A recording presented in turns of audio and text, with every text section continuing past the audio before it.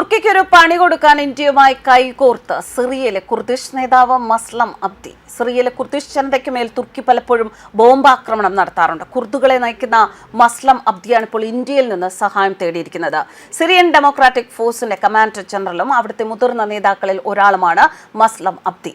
General അബ്ദിയുടെ party തികച്ചും ജനാധിപത്യപരമായാണ് മുന്നോട്ട് പോകുന്നത്.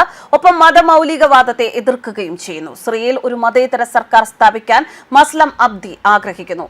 വംശീയ മതപരമായ അവകാശങ്ങൾ, പ്രത്യേകിച്ച് കുർദിഷ് അംഗീകാരം, ലിംഗസമത്വം എന്നിവയാണ് SDF ആവശ്യപ്പെടുന്നത്. രാജ്യത്തിന്റെ പരമാധികാരത്തിന്റെ ലംഘനമായി കണ്ട് സിറിയ ഇവയെ നിരസിക്കുന്നു. സിറിയയിലെ ബഷർ അൽ അസദിന്റെ സർക്കാർ പോയതിനു ശേഷം ആശ്വാസം ലഭിച്ചിരുന്നു. പക്ഷേ സുരക്ഷയുടെയും ഭരണഘടനയുടെയും പേരിൽ ഇപ്പോഴും എല്ലാം ശൂന്യമാണ്. IS പോലുള്ള തീവ്രവാദ ശക്തികൾക്ക് വീണ്ടും സംഘടിക്കാൻ അവസരമുണ്ട്. വെള്ളം, വൈദ്യുതി തുടങ്ങിയ അടിസ്ഥാന ആവശ്യങ്ങൾ ഇപ്പോഴും ലഭിക്കുന്നത് വളരെ ബുദ്ധിമുട്ടിയാണ്. എന്നിരുന്നാലും സാമ്പത്തിക ഉപരോധങ്ങൾ നീക്കം ചെയ്തതോടെ കുറച്ച് ആശ്വാസം ഉണ്ടായിട്ടുണ്ട്. നമ്മുടെ രാജ്യത്തിന് പുനർനിർമ്മിക്കാൻ കഴിയും എന്ന പ്രതീക്ഷയുണ്ട് എന്നാണ് മസ്ലം അബ്ദി പറയുന്നത്. ജനറൽ മസ്ലം അബ്ദിയെ തുർക്കി സർക്കാർ ഭീകരനായി പ്രഖ്യാപിച്ചിരുന്നു. 2011 സിറിയയിലെ ആഭ്യന്തര യുദ്ധത്തിന് ശേഷം കുർദിഷ് പ്രദേശങ്ങളിൽ SDF സ്വാധീനമുള്ള ഒരു സർക്കാർ സ്ഥാപിച്ചു. തുർക്കി നിരവധി തവണ കുർദിഷ് പ്രദേശങ്ങളെ ആക്രമിച്ചിട്ടുണ്ട്. ഇന്ത്യ SDFനെ സഹായിച്ചാൽ അത് എർദോഗന് വലിയൊരു പാഠമാകും എന്നാണ് വിദഗ്ധർ പറയുന്നത്. എന്നാൽ ഓപ്പറേഷൻ സിന്ദൂർ സമയത്ത് പാകിസ്ഥാനൊപ്പം ചേർന്ന് ഇന്ത്യയെ ചവിട്ടിത്തേച്ച തുർക്കിക്ക് നല്ലൊരു പകരം വീട്ടൽ നടത്താൻ നരേന്ദ്രമോദി തയ്യാറാകുമോ എന്നതാണ് മറ്റൊരു ചോദ്യം.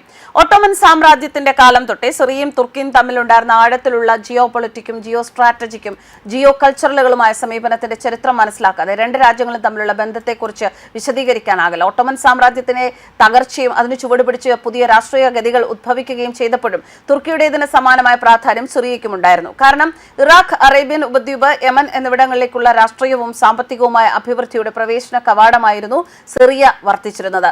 ഈ രാഷ്ട്രങ്ങൾക്കെല്ലാം തന്നെ തുർക്കിയുമായും സമാന ചരിത്രവും താൽപര്യങ്ങളും ഉണ്ടായിരുന്നു.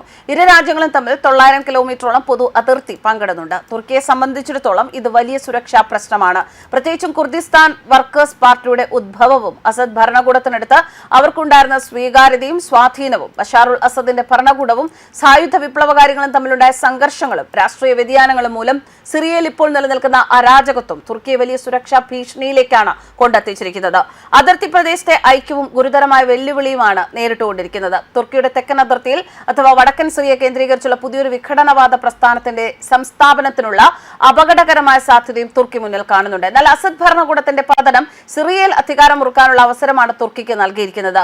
ഡൊണാൾഡ് ട്രംപ് US പ്രസിഡന്റായി തിരഞ്ഞെടുക്കപ്പെട്ട പശ്ചാത്തലത്തിൽ പ്രത്യേകിച്ചും കഴിഞ്ഞ ദശകത്തിൽ തങ്ങൾ നേരിട്ട പ്രതിസന്ധികൾ അത്രയും നേരിട്ട് സിറിയയിൽ ബോധപൂർവവും ഫലപ്രദവുമായ ഒരു സൈനിക നീക്കവും അധികാരവും സ്ഥാപിക്കാനുള്ള അവസരം തുർക്കി ശരിയാം വിധം ഉപയോഗപ്പെടുത്തുന്നുമുണ്ട്. അതുകൊണ്ട് തന്നെയാണ് തുർക്കിയെ ഒന്ന് ഒതുക്കാനായി ഇപ്പോൾ ഇന്ത്യയുടെ സഹായം അദ്ദേഹം അഭ്യർത്ഥിച്ചിരിക്കുന്നത്. ന്യൂസ് ഡെസ്ക് കർമ്മ ന്യൂസ്.